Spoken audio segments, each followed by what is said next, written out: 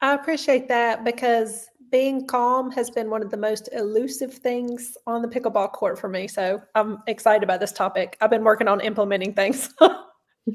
So I'm going to ask Tracy to back up a little here. And the reason I'm going to do that is when I looked up, it said that it still wasn't going. So I was like hitting the button in the moment. Now that's what Tracy was talking about, you all, if you've just come on. So I'm going to kind of back up here. My name's Dotti Berry, kind of known as Coach B.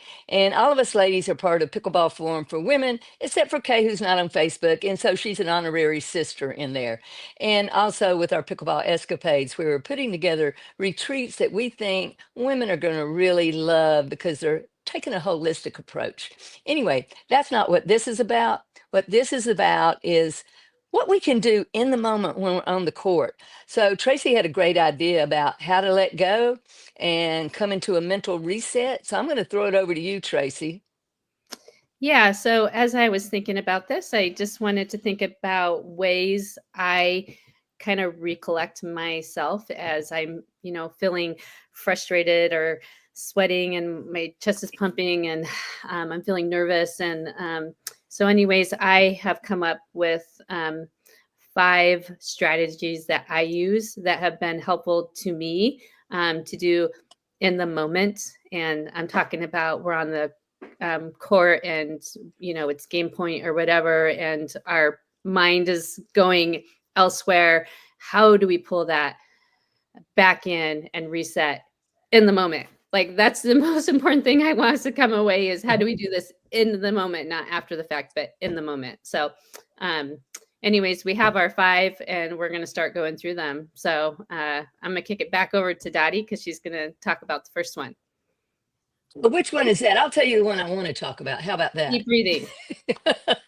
Well, I think Kay was actually going to talk about deep breathing. So the reason I want to kind of kick it over to something else is you did something and you went kind of like this. That's like butterflies, little butterflies fluttering around. And that's what we call nerves. And a lot of people go, I want to get rid of my nerves, got to get rid of my nerves. I go, oh, goodness gracious. Don't get rid of your nerves. Just get them under control. And I call it calling my butterflies to formation. Woo, get those butterflies in formation. That's a visual in and of itself. And I shared that down here in Palm Springs with some people, and they just laughed their butt off. I mean, because, laughter does exactly what we're talking about. It gets us out of the nervousness that doesn't serve us and keeps us in the good kind where we're like ready and in the moment. So that's what I say. Get your butterflies in formation, ladies. I'll pass it over to you, Kay, to talk about some deep breathing. So what I would like to do is let's just take 10 seconds right now and just take an inhale through your nose and exhale through your nose. And I don't know about you, but just doing just that just brought my heart, it's beating a little bit slower. My voice is calmer. And that's what we can do before each point of when we're serving. We can take the ball and we're in control of when that point starts. We have 10 seconds. And so we have enough time to take a deep inhale and exhale and then collect ourselves of where is the ball going to go? What are we going to do? And we're going to be in the moment on this point. And so using your breath is absolutely huge. I know what I do when I'm nervous is I hold my breath. And so I'm in that fight or flight series in my mind, and I'm holding my breath and I'm very tight. And as soon as I just tell myself to breathe, my shoulders go down, my head is relaxed. I'm able to get in my athletic position to serve or to receive the serve. And it puts me in a really positive mental state. So taking a breath, I feel, is so important to do before each point. And that's where in partnership, we can remind each other too. We can say to each other, let's take a breath together. And then you're in sync with your breath before the point starts. Okay, I love that. I do that when I'm serving. Just as I say, I always make my serve. I take a deep breath and I exhale as I'm hitting. I've noticed before that when people walk upstairs a lot of the time and they're breathing rapidly, it's because they're holding their breath. And Yeah. so I'm like you. I try to look at that. That is great. Just those 10 seconds, you all. That was fantastic. Yeah. Yeah. All right, Tracy, what else we got on our list? Well, just want to say one more thing about the deep breath. I have adopted some kids, and some of my kids have come with some trauma, as expected, right? And so deep breathing was one of the tools that we used with them. And for the while, I didn't really understand why it worked, but when someone explained it to me, it like was like, oh my gosh, this is so awesome. But I guess, the reason why we hold our breath or we, get nervous is that our minds are often in the future of what's going to happen. And when we're breathing, we have to be in the exact present moment because we are intentionally like using our brain and our body to be in the present moment. And that was like, oh my gosh, that's so true. Like I can't think about the past and I can't think about the future when I'm taking the breath. So anyways, that was a little bit life-changing for me. So I think that's why. I mean, that's why it works, is because it gets us back into the moment, in the moment. Right. Yeah. So yeah. So I'm going to kick it over to Blake, and she's going to talk about our mantra magic. Yeah, mantra magic. A lot of what we're going to be talking about is getting us back into the present. And that is the thing that is going to help you stay in the game.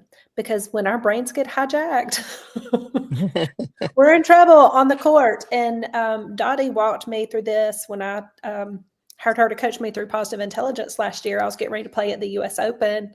And I have been so self-critical, like incredibly self-critical, volatile temper. Like I've been really moody because I just get so mad at myself. I expect so much of myself. And she was like, you got to release that. Like you got to release all that because there's a ceiling. Your skills are going to get you so far. But if you don't start having some empathy for yourself on the court and learn how to be in the present, you're going to be capped there. And so I really worked through that. And part of it now for me, I have like a little code word, a mantra magic that I'm like, next point, just release what happened. Because what happened is my mind would be like, oh, I should have done that. I've got to remember to do this. I got to do this. Okay. So I'm reliving that while we're playing the next point. Well, so I'm so not present. I'm not trying to be creative. I'm not seeing where people are or what they're doing because I'm telling myself all the stuff about the last point that happened. Now, I just let it go. If I did it good, if I did it bad, it's gone. It's gone. I'm in the present and I'm playing the next point. So it's next point. Hey, Blake, that mental reset is so important. And people often ask me, well, do you think the physical reset or the mental reset is more important? I go, mental. And here's why. The mental reset gets you ready for the physical reset. Really, I'm not able to do a correct physical reset, in that transition zone. If I'm thinking, oh my gosh, what are they going to do? I mean, I really have to set my mind that, wow, isn't being in this transition zone a lot of fun? Come on, bring it on, give it to me.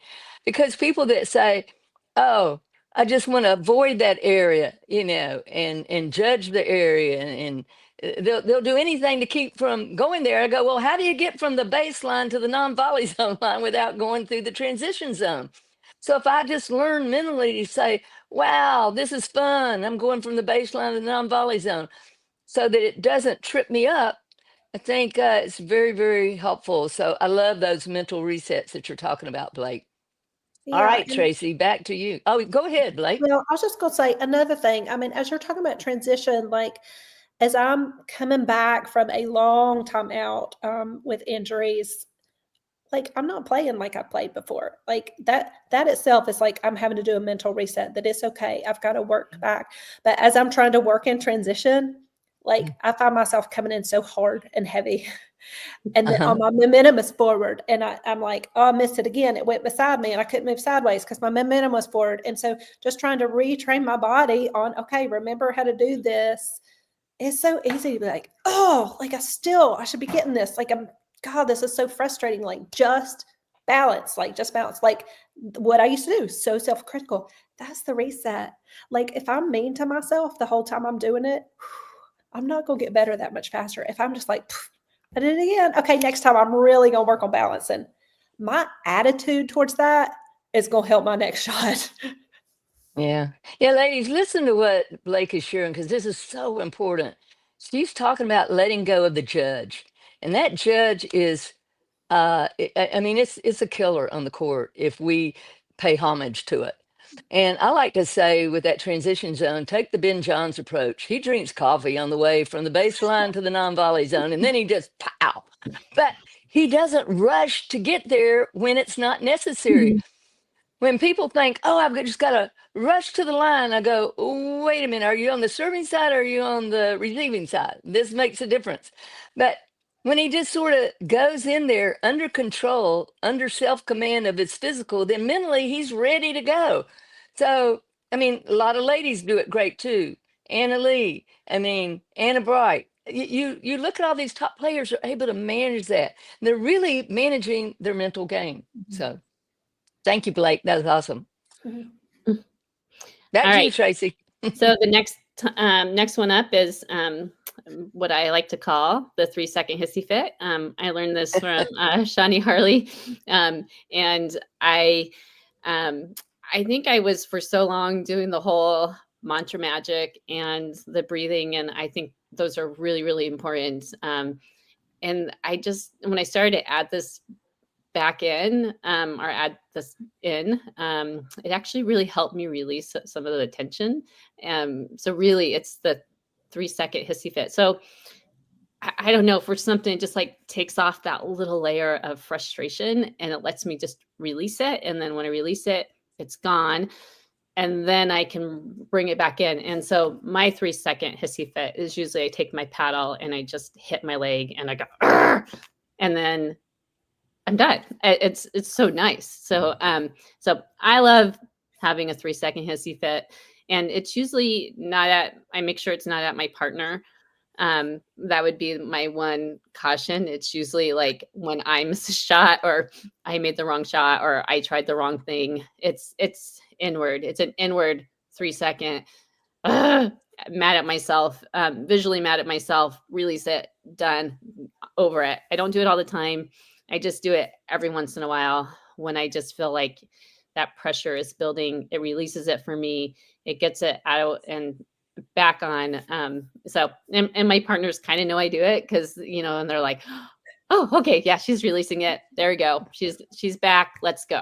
So, yeah. So try to have a 3-second hissy fit every once in a while. You shared that with me last spring, and I liked that because what I was doing to start with to neutralize my judge and silence that inner critic is I was just being neutral. Like everything was just neutral.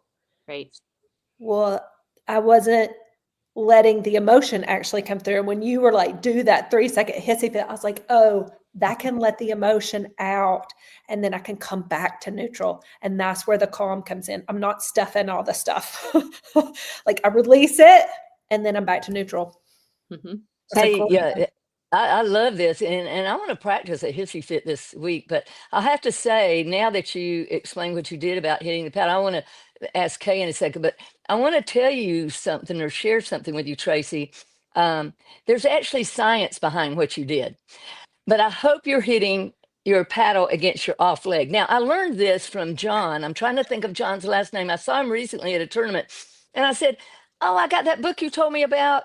And, you know, you were hitting the paddle against your opposite leg, which means he's right-handed. He hits against his left leg. And he's a big Selkirk rep, great coach and teacher. And so there's this book he shared with me. Now I got to go back. I'll look it up and, you know, let you know about it. But there's actually science behind hitting the off leg with the paddle. Now you can hissy all you want during it, but there is something to that. So I'm going to find it out. It may add to your hissy fit. But Kay, do you have a hissy going? Well, my hissy fit is a little bit different. What I do is we're at the baseline. I just made a mistake, and I'll do this maybe once every match. And I just walk around my player. And my language is that I'm just mixing up the energy. And the other side is kind of like, what are they doing over there? It looks like they're doing a square dance move. But it's just an energy, just shifting the energy. I'm just walking around her. I'm taking the long way home to get back to the service line. And it's my way of a little tiny timeout that just puts me in a different state. And a lot of times if the person knows that I'm doing it, we do end up kind of smiling and laughing, and we're in a different space. We kind of laugh about when we get on the court and we do this, which is a PQ rep, positive intelligence, and we'll look at each other like Kay and I'll do like this and look each other in the eyes, and her and Vincent do that, and then it's kind of like the same thing. Your opponents are going, what are they doing over there? Yes. And they kind of get distracted with what you're doing. All you're doing is being in the moment. That's what it's like. And this motion right here, it's kind of like clicking paddles. I know we're going to talk about that. But the thing I think that clicking paddles is like, it's just like if somebody's raising a toast for a glass of alcohol-free IPA or a glass of wine or whatever you're doing. The worst thing that can be done is to kind of clink your glass and be looking over here. It's really important that you look them in the eyes. And I think sometimes rather than just hitting the paddle like it means nothing, is to sometimes just turn towards your partner and look at them when you click that paddle, maybe just saying, you got this. I mean, just to let them know, hey, I'm with you all the way. I got your back. Because a lot of people click and they turn away. I think one of the really important things is to turn towards your partner. So anyway, back to you, Tracy. Yeah. And just one more thing I want to say just about the 3-second hissy fit. Can you hear me? Oh, can you hear me? I play a little bit better mad, a little bit angry. So I think sometimes that whole 3-second hissy, just like you're saying, Kay, with the different energy, sometimes when I have that little bit of an edge, I play better. So, and I think sometimes the 3-second hissy fits just kind of gets me into that like revved up energy a little bit. It helps me release it, but then it also picks me up a little bit. So I think we just got to figure out what works, for each of us. And then so paddle taps is our next topic, and that's going to Blake. So I think Dotti might have something with that. There you go, Blake. Yeah, paddle taps.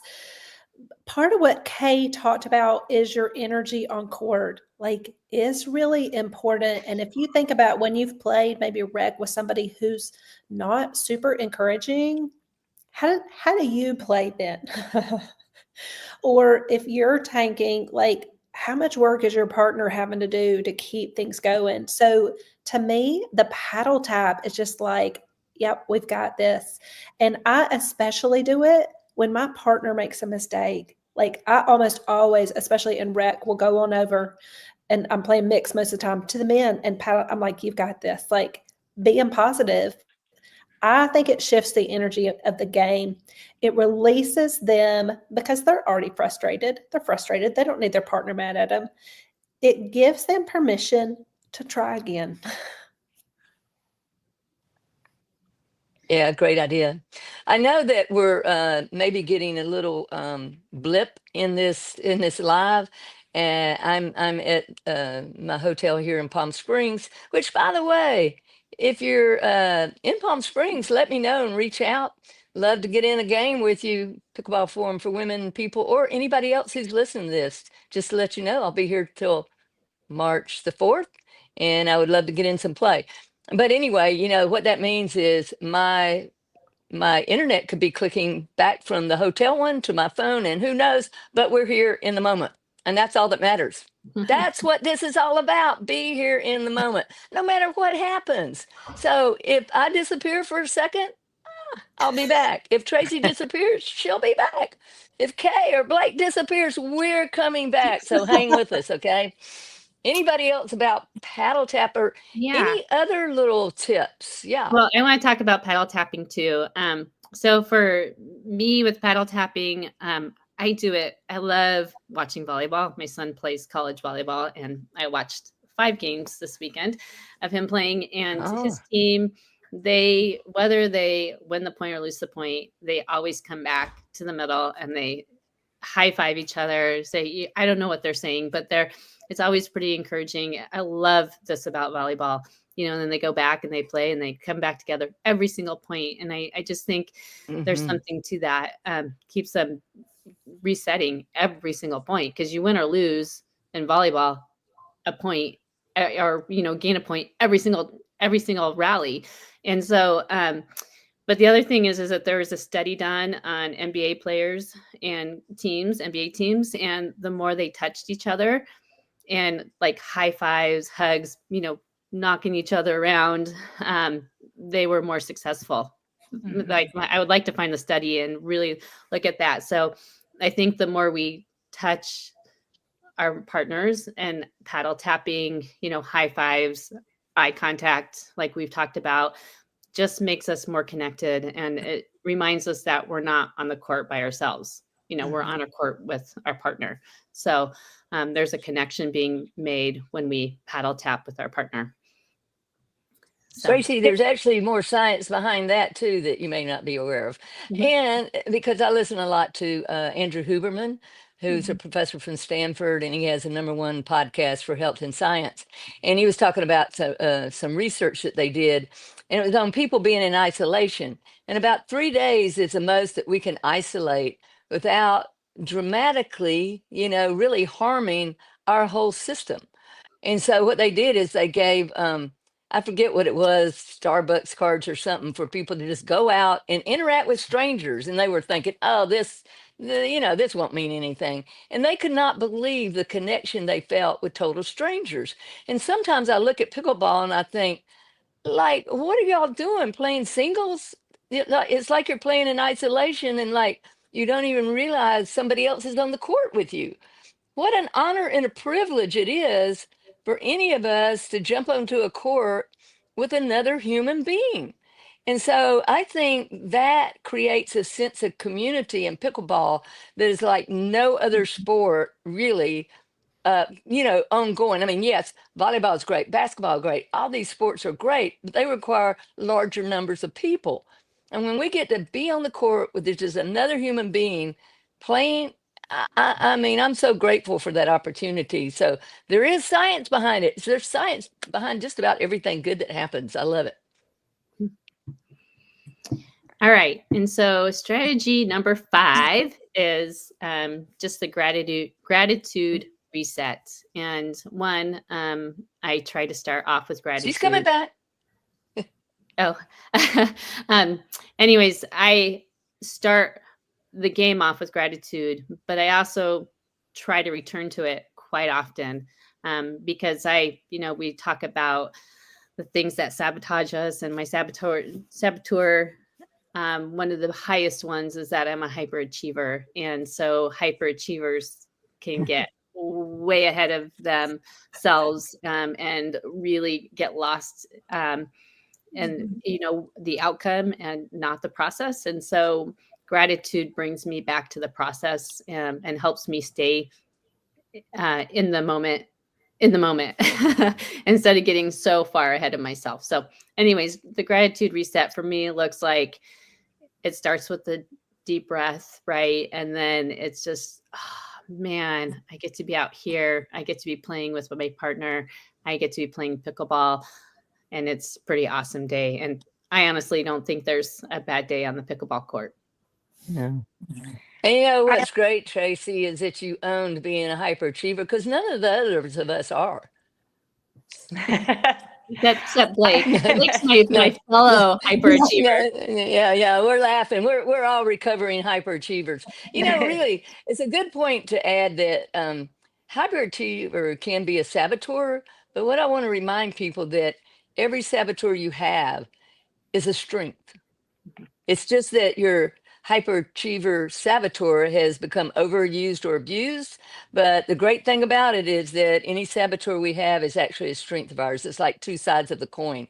And so, Kay, I got to ask you, there was one that I wanted to bring up, Tracy, and that's about a visual, letting go. I don't know, Kay, do you have any of those, or do you have another kind of letting go that you want to share with us? Well, actually, I want to just piggyback on Tracy on gratitude. The other area in gratitude that I try to be present of is to thank my partner when they set me up. And a lot of times the person who puts the ball away Yes. gets all the credit, like, nice shot. Well, the person who needs all the credit is the person who just set you up. And to be thankful to that person is, I think, really an important part of showing gratitude on the court too. So I just wanted to add that. And Dottie, what was your question about letting things go? Is that what it was? Well, I was wondering if you have any visual kind of, PQ reps that you use during your pickleball games. Oh, definitely. When I'm in the moment, what my goal is I'm going to see those little tiny holes in that ball. And that Yeah. is where my focus is going to be. It's not where is the ball going to go or what am I going to do? It's trusting my muscle memory, that my muscle memory is my peripheral vision is going to be open. I'm going to put the ball in the best place that I can put it in, but my concentration is on that ball. Yeah, So, that's great. I've started using one. And what I realize is lots of times when we're sitting there waiting to receive the serve, we just like, we're there, and we're just waiting on them to serve. And we can almost go into a little mini zone. You know what I'm saying? So I Mhm. try to take my eyes and choose something above the court or something and look up there real quick and then come right back. And then I'm there in the moment. So I've mhm. found that to be helpful to me that I've been using recently. Yeah. Anything else? I know we've got a lot of different ideas here, and I hope that some people either on YouTube or on Facebook are putting in some comments, and so that we can talk about some of those later in the chat. But Tracy, you got anything else for us on those? Yeah, I would say one of my other big pickleball strategies that I use to kind of stay in the moment is to try to have a goal or a focus on when I'm playing. And I'm my newest one that I just absolutely love is the 10% more, and me just trying to hit the ball 10% more. I tend to Mm-hmm. get a little bit like, well, I can't say to myself, hit the ball harder, because if I do, then I'm like, that ball is off the court, and on the highway. Yeah. So for me, I've been trying to find a little bit, like maybe it's the mantra magic, really, but it's whatever mantra that helps me stay focused. So the 10% more has been one of them. Or if I know exactly where I want to hit on the court, I'm saying that to myself over and over and over. And that's been what's great about it, is that's an instant reset for me, because it's like, oh, I just lost that point. Gosh, I didn't hit to the right spot. Oh, wait, what is it? Okay, it's this spot, or it's 10% more. I'm just going to hit 10% more. So that helps me let go and reset pretty fast. What I like about all the things we've talked about, they're all tools to help you be present and not have your brain hijacked. Like, that's when things go wrong on the pickleball court. Your brain gets hijacked, and then your body gets tense. And then we're trying harder and harder, and everything escalates in our brain, tightening up in our body. And the tools that we're talking about are all ones to help us be calm and be present. In the moment. Yeah. Yeah. Yeah, what we're really trying to get to is unconscious competence. That's when you're in a flow state. I call that nirvana. The state right before that is when we're really still trying to learn that skill, that every single thing, but it's only the mental that takes us into the unconscious competence, when we are no longer of thought, we are in the body. And the thing I want to end up with here, unless you have another little tip for us, Tracy. I I'll just don't. go ahead I mean, then. I think Okay. before you conclude, Dottie, the only thing I would say is that none of these things are that hard. They might feel Oh, I hard. love that. They might feel hard Yeah. in the moment, but they're really not, and I would just say, I think, we've been practicing them for a while. So we can probably get all of these in our game right now. But I would just say, just start with one small one, like deep breathing or the paddle taps, or, replacing, I like to say, you're going to recognize what you're saying to yourself, the judge, you're going to replace it, and then you're going to repeat it. So I think I think we can do that. We can start recognizing what we are doing, then we can replace it with one of the 5 that we just shared, and then just keep repeating it. Yeah, and if I had my easy button right here, I'd be smacking it. That was easy. I gave it away in Africa, though, and my players absolutely loved it. When we would do something on the court, I would run, get the easy button, and everybody would smack it and laugh and carry on. And the point of it is not that every single thing is going to be without challenge, but the easy button reminds us that if I'm saying to myself, that was easy, that I have much better chance of doing that skill or that shot than if I'm going, oh, this is terrible. I can't do this. I don't know when I'm going to be able to do this. So I love the easy button, and I'm going to have to order me a new one, and I'm going to bring it to Santa Barbara because, ladies, this is some mental jargon and application to the game that we're going to be doing on the court when we all gather at our Pickleball Escapade Santa Barbara retreat, and that is March 6th through the 9th. So we'll put a little link down here after we're through, and if anybody wants to join us, I would just like to ask each of our coaches as we end here, because each of these ladies, by the way, has been through the positive intelligence, what I call as my mental edge X factor coaching. And so I know that each of you is going to be bringing that to the court when you're coaching. What is it that you're most looking forward to about our retreat? Besides, some of us finally meeting in person. Can you believe that? But other than that, what are you looking forward to? What I'm excited about is I feel like pickleball, I have met quality friends, and it has happened because of pickleball. And I just left Palm Springs, and I have so many names in my phone, and it's because of the positive qualities that these pickleball people are bringing on the court, and then it turns into a friendship, a true friendship, which is actually even more important than pickleball.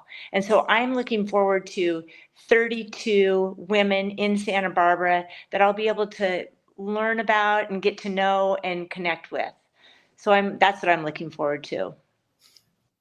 Yeah, that's great, Kay. Thank you. What about you, Blake?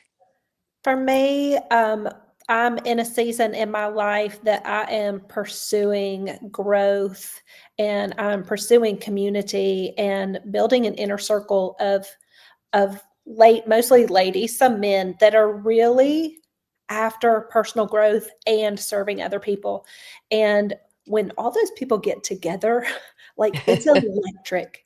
It's electric, and just the depth that conversations can get to so fast, and just the richness of what you walk away with.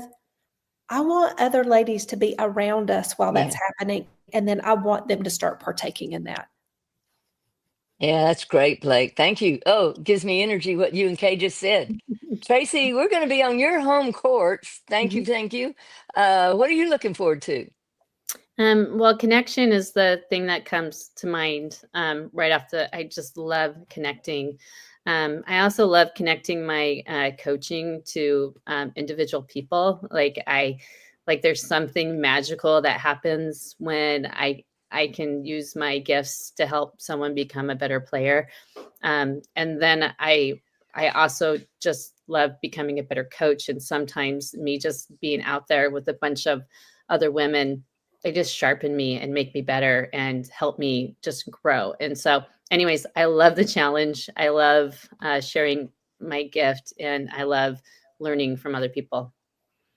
That's great, Tracy. Well, we're certainly looking forward to being there in beautiful Santa Barbara. I'll be leaving beautiful Palm Springs to be there.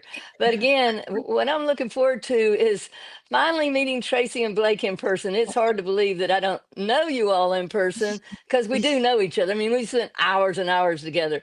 And of course, you, Kay, are a dear friend back from home. Kay's from Mount Vernon, just, 30 to 45 minutes south of where I live in Birch Bay, Washington. But what I think about, and Tracy and I talked about this the other day, is the value of even one person. And I learned this when I did a year-long journey around the U.S. in 2005 and 6. And my wife and I, we would say, it didn't matter if we were talking to one person or a group of 500. If it was one person, it was the one person, not just that needed to hear us, but that we needed to learn from. So that's the way I look at it. And I want you to know, if you come to our retreat, that you are special. And we're going to treat you that way. We're going to treat every single person that comes that way. You're not just a number to us. You're somebody that we're going to get to know, that we're going to laugh with, love with. Oh, just have the best time. So bring it on, ladies. I'm looking forward to it. And thanks to anybody who might have listened to this, and share with your peeps. We're just trying to do some things over here in the conversation of pickleball, and we appreciate that you'll pass it on to your friends. Okay. Just don't Bye tell for now. Olga that I've never met you. Oh, yeah. Olga, we love you. Olga, we love you. Olga, let's go, Olga. That's what we're saying with. Okay, bye All right. for now. Bye, guys. Bye-bye.